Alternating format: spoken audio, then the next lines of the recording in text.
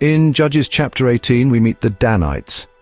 They were one of the 12 tribes of Israel, but they had a problem. Everyone else had gotten their land in the promised land, but the Danites were left out. They didn't have a place to call home. This made them feel a bit lost and restless, like they didn't belong. They really wanted a place to settle down and build a life. So they decided to go and find a new home for themselves. They were determined to find somewhere they could grow and prosper. It's understandable that they wanted land. Everyone wants security, right?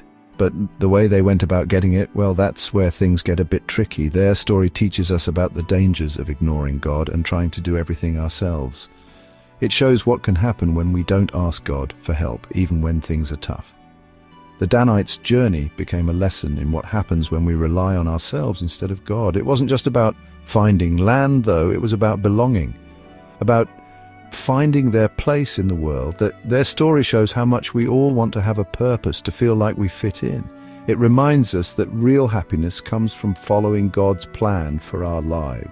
At first, the Danites were hopeful. They thought a new home would make them safe and successful, but their journey was full of difficulties and temptations. It tested their faith and sadly led them down a wrong path. So the Danites sent 5 spies to find a good place to live. They ended up in the hills of Ephraim, where they met a man named Micah. Now Micah had built a little shrine in his house, complete with a homemade idol and a Levite he'd hired to be his personal priest. This was totally against God's rules. It was a mix of pagan stuff and Israelite beliefs, a real mishmash. Micah was basically ignoring God and worshipping idols. Now the Danite spies, instead of being shocked by this, saw it as an opportunity. They asked about the land and Micah's idols. The Levite, wanting to keep Micah happy, gave them a blessing for their journey. He told them God would help them succeed. This meeting with Micah and his idols was a turning point for the Danites. It showed how easily they could be led astray and how willing they were to ignore their faith if they thought it would benefit them. This whole thing with Micah shows how dangerous it is to get advice from the wrong people. Micah's shrine looked religious, but it was all wrong. The Levite, instead of following God's law, was helping Micah with his idol worship. It's a warning about mixing true religion with false beliefs and how important it is to know the difference. The Danite spies, so focused on getting land, didn't see the spiritual danger of Micah's idols. They believed the Levite's blessing, thinking it was from God. This meeting with Micah hinted at the bad things that would happen after they conquered Laish. The spies went back to their people with good news. They'd found a place called Laish in a nice fertile valley.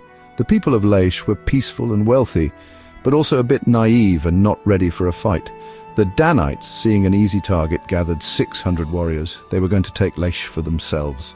Their ambition had turned into greed. They wanted wealth and power.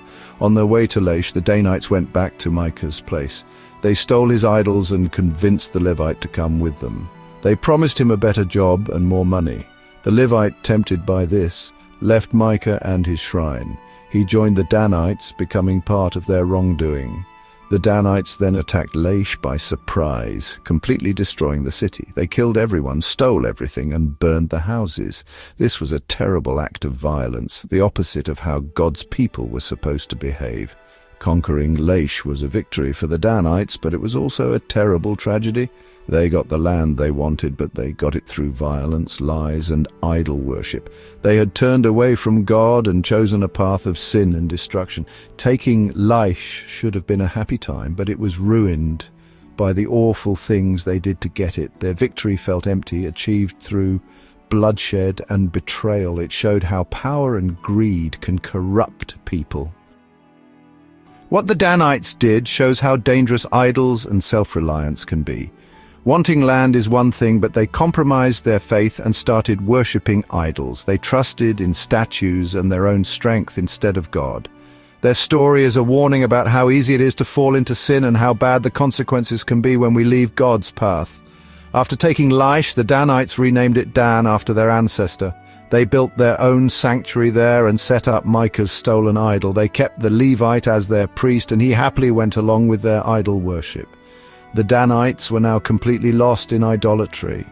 They'd not only turned away from God, but also created a rival religious center that went against everything God commanded. The Danites story shows how damaging idolatry is. It changes how we see God, making us worship things He created instead of Him. Idolatry also makes us rely on ourselves, putting our trust in fake gods and our own efforts instead of asking for God's will. The Danites, wanting safety and success, ended up creating a society filled with idol worship and spiritual darkness. Their story reminds us that real peace and happiness only come from having a good relationship with God. Are you ready for the next chapter? Just click here to go straight to it.